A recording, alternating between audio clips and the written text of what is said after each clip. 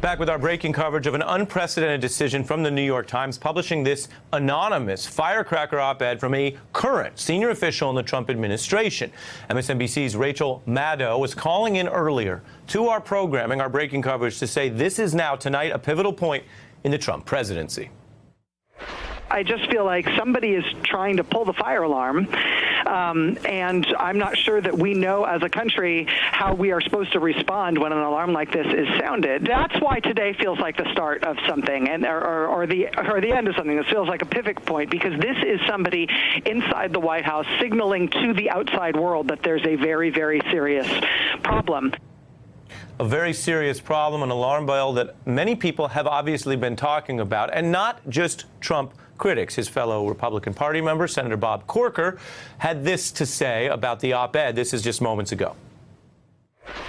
I didn't think that anything was relayed in that op-ed that was new. I mean, I think this is what all of us have understood to be the situation from day one. So, again, it's not very... It didn't reveal much to me. I understand this is the case.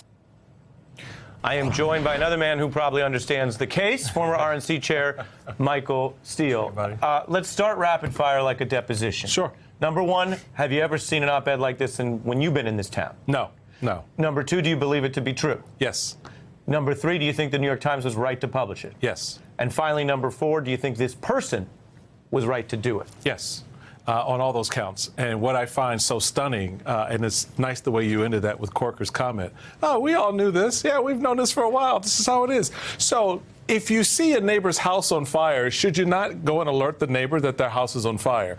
If you have someone in your family who's ill, should you not, be concerned about how that illness is progressing? This idea that you know that there is a problem, and that when you are in a position as one of the co-equal branches of government to do something about it within the party structure itself or without the party, outside the party structure, I just find it stunning that you'll have people say, yeah, we've known this all the time. So what does it say about your concern about where the country's going and how we're going to get to whatever that place is? I think finally someone inside the administration said, this is enough. And I think what the precipitous moment was John McCain's funeral. I think McCain's funeral lit a fire in a way that is now maybe given some impetus, given a voice to some of these folks. Yes, this is anonymous, but this is a voice from a very secure location. All right? Well, you're doing something very important. You're talking about the R word. The remedy. The remedy. And does the Congress look at something like this, or look at the very serious reported problems in the Woodward book and say, these are problems of national security, of military, of the nature of our economy? Do we hold hearings? Do we get people under oath? Do we work on a remedy or not? And that was the actually same word that our colleague Rachel Maddow was bearing down on. I want you to listen to this for your response. Also, again, just really moments ago when she called in. I think that the curiosity about who this is the rightful province of the White House. I think that what the rest of us should be thinking about is what the constitutional remedy is to the kind of crisis that this anonymous author is alerting us to. I've never seen anything like this. I've never read about anything like this in U.S. history. And she's absolutely right. So what is the remedy? But here's the politics of this. The remedy is hearings. Now, it's one thing if those hearings and investigation or concerns are elicited and expressed by Republicans.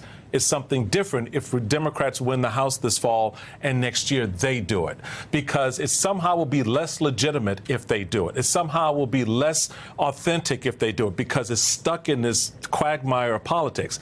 Republicans, who are the governing majority of this country, if they take the bull by the horn and they lead on this, and they, on the heels of McCain's words from the grave, if you will, on the heels of this op-ed, take to heart the warnings that are being placed out there and begin to inquire publicly about what is really going inside the White House, it will have a profoundly important impact on how we go forward. The other remedy, which we were discussing at the top of the hour as some of our guests were debating how to do this, and the propriety even of this piece, which is, I admit, and then we've recovered, controversial, is the public resignations. And we haven't seen that in the same way with Trump. Our staff was looking at this with LBJ, for example, who had a very unpopular war.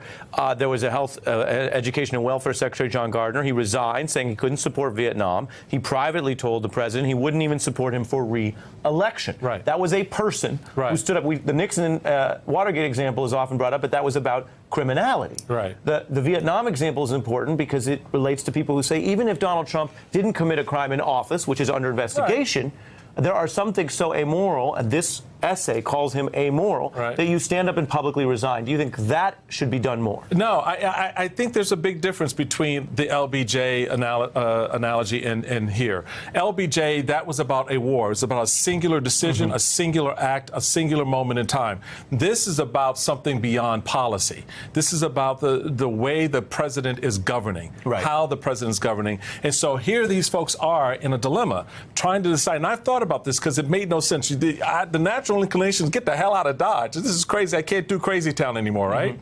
You have your passport on you, right? I do. Baby, look, I'm ready. I'm there. I'm gone, right? You know, in the old days of Washington, everyone carried around their Constitution. Right. I know. Now people just keep the passport. Yeah, keep the passport. Go back. But Michael, keep it together. This is a serious broadcast. No, but here's the rub.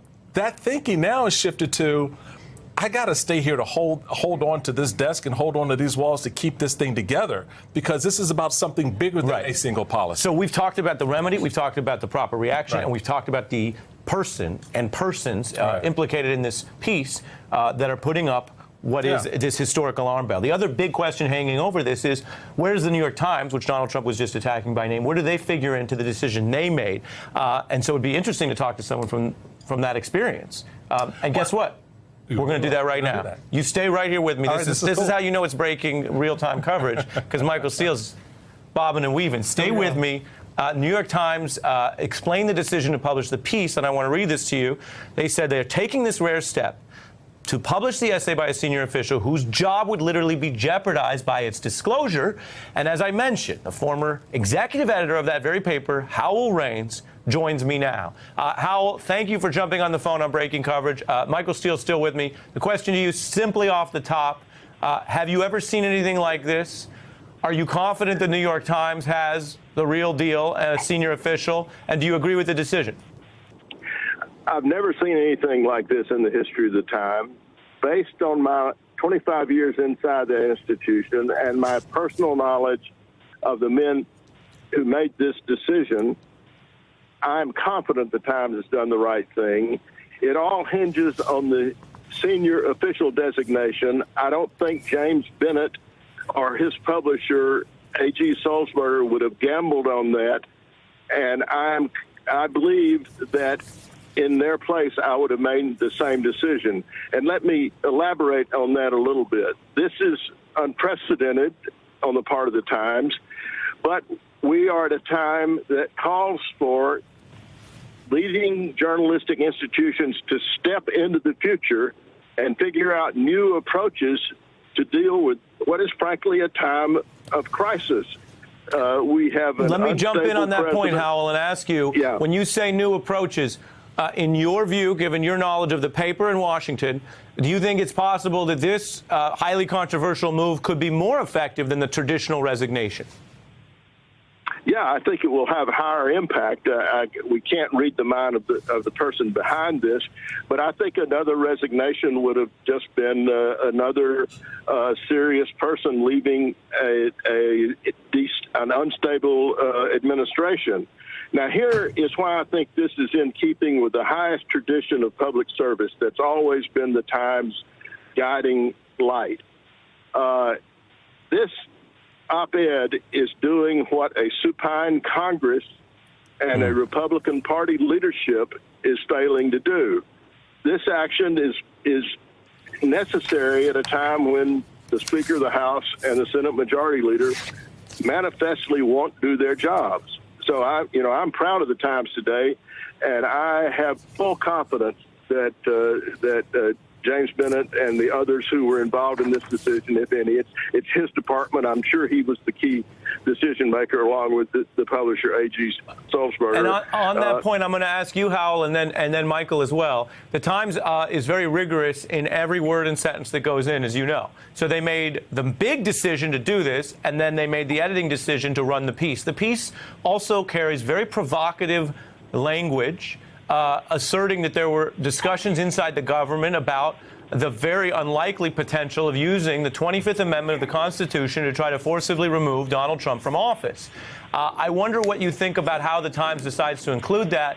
And for context, I want to mention reporting that said that according to two sources with knowledge of a certain conversation, Steve Bannon, who worked for the president at one time, told Trump the risk to his presidency was not impeachment, but the 25th Amendment, and that reportedly when Bannon mentioned that, Trump said, quote, "What's that?"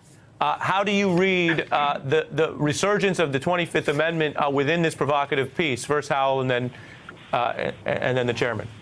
I think it's the appropriate conversation to have, and the piece would have had a gap in it had it not brought that up, because the 25th Amendment is the business that ought to be on the table before the Congress and within the cabinet.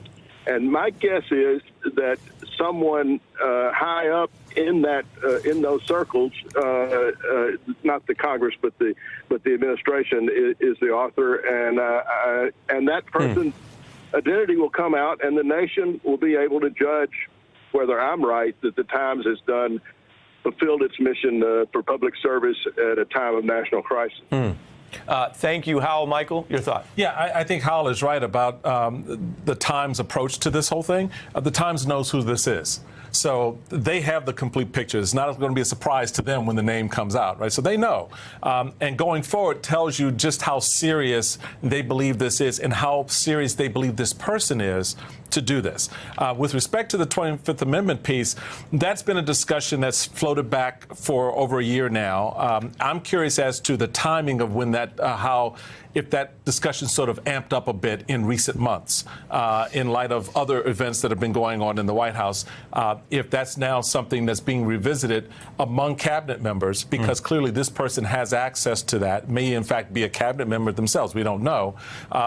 But I'm curious about the timing of that particular part of that narrative, whether or not this is something that's old and is a reference back to in this op-ed, or if it's something that's more recent that is currently under consideration and discussion by some members. Right. Hey, I'm Ari Melber from MSNBC. You can see more of our videos right here, or better yet, subscribe to our YouTube channel below. You could have been anywhere in the world, but you're here with us, and we appreciate that.